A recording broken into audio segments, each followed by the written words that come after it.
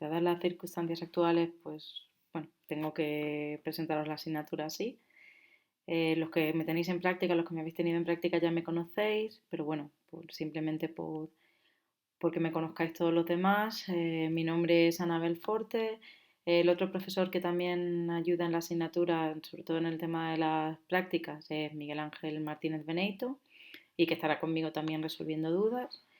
Los dos pertenecemos al Departamento de Estadística e Investigación Operativa y estamos en la tercera, bueno, yo estoy en la tercera planta de la Facultad de Matemáticas, en el despacho 25, y espero que en algún momento pues, podamos vernos allí. Y Miguel, que se me ha olvidado ponerlo, está en la segunda planta de la facultad también. Para atender las tutorías, dada la situación actual, pues tenéis el correo electrónico, el aula virtual en la sección de tutorías, que podéis escribirme siempre que lo necesitéis, y luego en el grupo de Telegram, pues porque es más fácil y más rápido. Habitualmente contestaré más rápido en el grupo de Telegram, pero vamos, podéis utilizar cualquiera de los métodos. Luego tenéis un poco por recordar cuál era la guía docente. Las competencias que marcaba la guía docente es, por un lado, diseñar protocolos de separación, purificación y caracterización de moléculas biológicas, ser capaz de realizar un análisis integrado de expresión génica a través del transcriptoma, proteoma y metaboloma. Y en esta segunda parte es donde más entraría la parte de bioestadística, que es la que yo voy a presentaros, pues es ya que es la que permite realizar el análisis, digamos, de los datos que se obtienen. ¿Vale?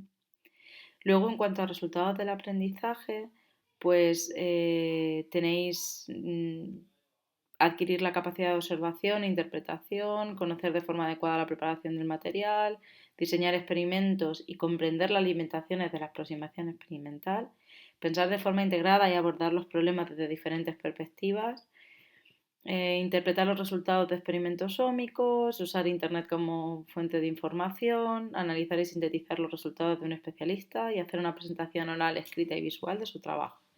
Y en estas últimas cinco, en estos últimos 5 resultados del aprendizaje, donde también entra esta parte de bioinformática, hay algunas cosas que ya habéis adelantado en la parte anterior, pero la mayoría forman parte de lo que yo voy a intentar transmitir en estas clases, ¿vale? ¿Cómo lo voy a hacer? Bueno, pues lo voy a hacer sobre todo a través de vídeos que os iréis subiendo a la plataforma de YouTube que tengo y enlazando desde el aula virtual nuestra.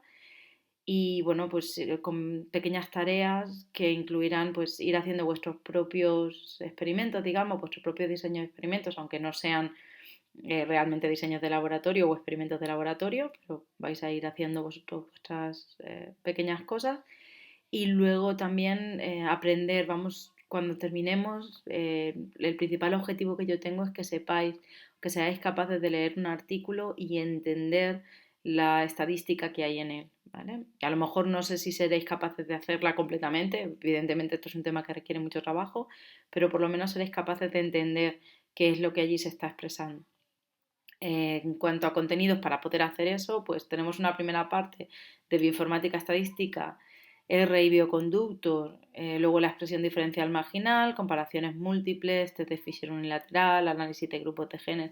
Todos estos son cosas que vamos a trabajar uniendo lo que vamos a ver en práctica con lo que iremos viendo en teoría.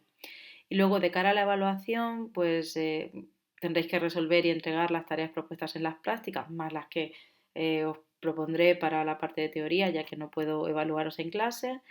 Y luego habrá un examen teórico práctico donde tendréis que resolver cuestiones relacionadas con lo que habéis visto en teoría y con lo que habéis visto en prácticas.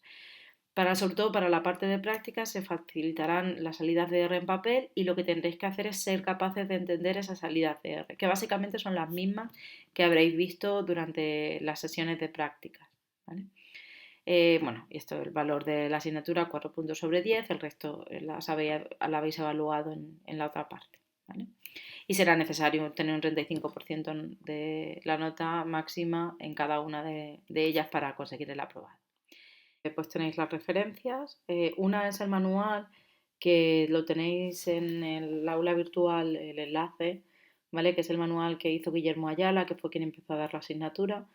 Es un manual, es un libro en PDF muy completo que tiene muchísimas cosas. Está sin terminar, por lo tanto hay cosas que están un poco a medias, pero es bastante completo y se pueden buscar información sobre todo lo que vamos a ver en este tema, o sea, en esta asignatura. Y luego tenéis otras referencias, pues que, bueno, pues os pueden servir. Si en algún momento tenéis tiempo, os apetece leer algo más, pues son también eh, cosas que podéis encontrar online incluso para ayudaros a entender mejor la asignatura. Pero ya digo, las otras referencias son todas opcionales y el manual en sí es pues para, de consulta sobre todo. Pero básicamente con leer lo que son, con ver, mejor dicho, lo que son los vídeos que yo os voy a ir subiendo. Y en el caso de las prácticas, bueno, ya sabéis que las prácticas son bastante autocontenidas y que lo que tenéis que hacer es leerlas y luego hacer las tareas que son en base a lo que habéis leído, ¿vale? Que no tiene más. Entonces, con eso es suficiente para aprobar la asignatura. Así que nada, mucho ánimo y estamos en contacto.